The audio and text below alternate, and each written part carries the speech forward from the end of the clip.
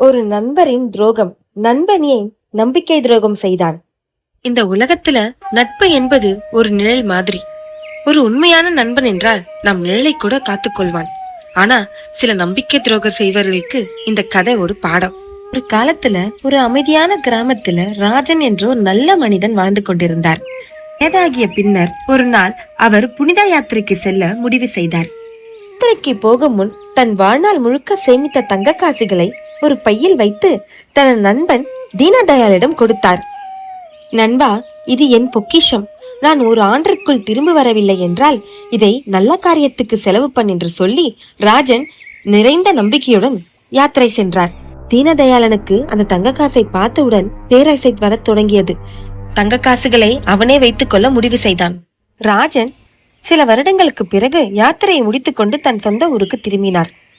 திரும்பி வந்த கையோடு தன் நண்பன் தயாளனிடம் சென்று, என் தங்க காசுகளை எங்கே என்று கேட்டார். அதற்கு அந்த தீனதயாளன், நீ யார் என்று எனக்கு தெரியவில்லை என்று சொல்லி அந்த இடத்தை விட்டு கிளம்பினான். மனம் உடைந்த ராஜன் நீதிக்காக அக்பர் அரண்மனைக்கு சென்றார். அரண்மனைக்கு சென்று அக்பர் மன்னரை வணங்கிய ராஜன் நடந்த எல்லாவற்றையும் கூறி வருந்தினார். உடனே அக்பர் மன்னர், நீ கவலைப்படாதே என்று கூறி உடனே தீனதயாளனை அழைத்து வாருங்கள் என்று கட்டளையிட்டார். அரண்மனைக்கு வந்த தீனதயாளன் கொஞ்சம் கூட குற்றுணர்ச்சியே இல்லாமல் ராஜனை எனக்கு தெரியாது என்று போய் கூறினார். பீர்பால் ராஜனிடத்தில் அமைதியாக, நீ எந்த இடத்தில் தீனதயாளனுக்கு தங்க காசுகளை கொடுத்தாய் என்று கேட்டார். அதற்கு அந்த ராஜன், ஒரு பெரிய ஆலமரத்து அடியில் தான் நான் குடித்தேன் பிரபு என்று கூறினார். அதற்கு பீர்பால், சரி, அப்போ அந்த மரம் தான் உன் சாட்சி.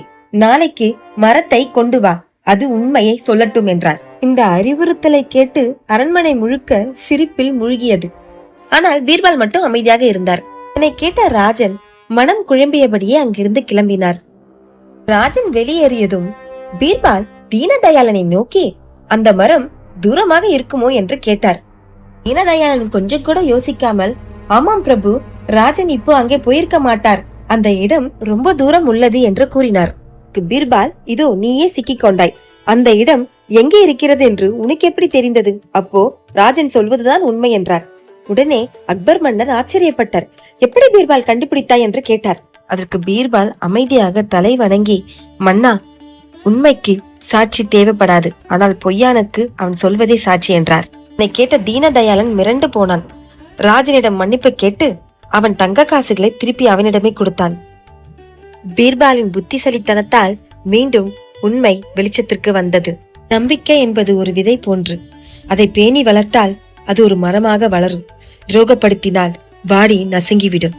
தான் திருக்குறளில் திருவள்ளுவர், நம்பினான் நம்பாமை செய்வான், தகமை தம்பினா தப்பெறுதல் அரிது என்றார். அதாவது ஒருவன் நம்பிக்கை உடைத்து விட்டால் அவர் மீண்டும் மதிப்பை பெறுவது மிகவும் கடினம். இந்த பீர்பால் கதை பிடிச்சிருந்தா லைக் பண்ணுங்க, ஷேர் பண்ணுங்க, கமெண்ட் பண்ணுங்க. மறக்காம எங்க சேனலை சப்ஸ்கிரைப் பண்ணுங்க. இது போன்ற வீடியோகளுக்கு சேனலை தொடர்ந்து பாருங்க. நன்றி.